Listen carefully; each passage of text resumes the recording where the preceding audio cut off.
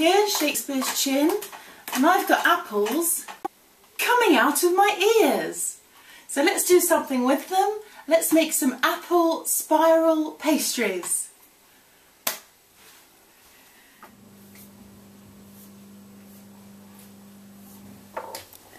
First you want to get your cooking apples. I've got 3 large ones here. I'm going to peel them, cut them into quarters and remove the core very carefully. Watch your fingers. Then cut them into sizable chunks. Then gather them up, pop them into your saucepan. Then you're going to cover them with boiling water from the kettle.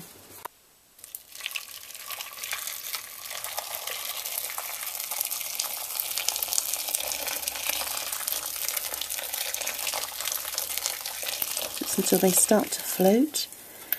And then about 3 tablespoons full of sugar. Bring to the boil, and when they're soft enough to put your knife through, you want to drain off the liquid.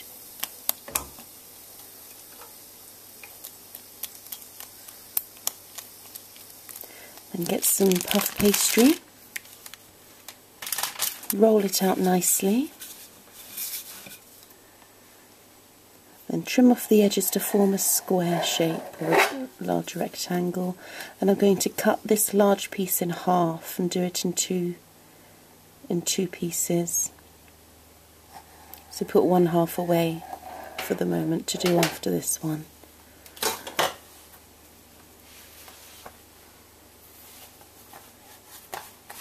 So spoon your apple puree mixture onto your pastry sheet and just spread it out evenly.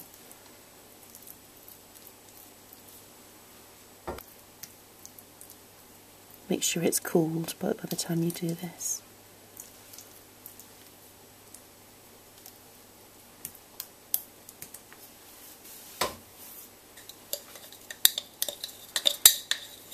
Sprinkle that with a couple of teaspoons of brown sugar.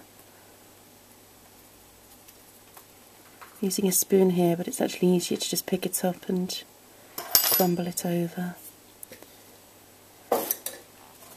Then a handful of raisins. Do the same, just sprinkle them all over your pastry sheet.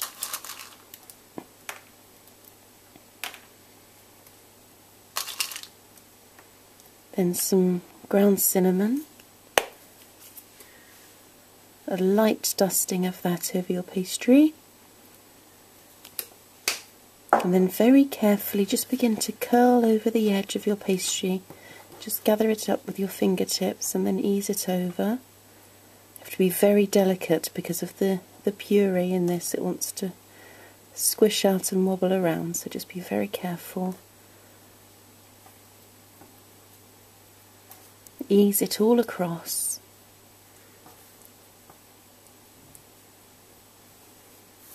Until you've got a long piece like that.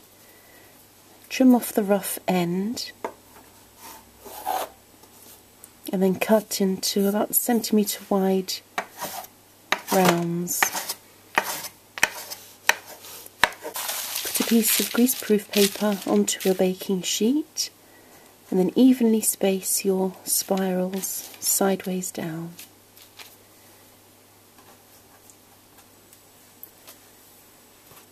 You can reshape them a little bit into more rounded shapes. Put those into the oven for about half an hour or so on a moderate heat. When they're done, when they're puffed and golden,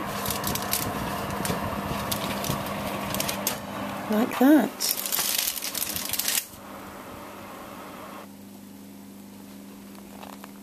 Your house is filled with the smell of cinnamon and apple. When they're cooled, pop them onto your plate, although they won't stay on there for long if it's anything like my house. And of course you have to give them a taste test. So biting in, you've got the crunch of the crisp pastry and the soft sharp apples. It's very, very nice. So give them a go. So I hope you liked that. If you did, let me know and give it a thumbs up. Leave a comment below as well, because I'd love to hear from you. And if you're not already subscribed, hit the subscribe button there or wherever it is, and never miss another video. Until next time, take care. Bye bye. If you want to check out some more recipes, I've got an easy chocolate cake there, an apple tart, and some rather delicious blueberry muffins, which I'd highly recommend. Until next time, bye bye.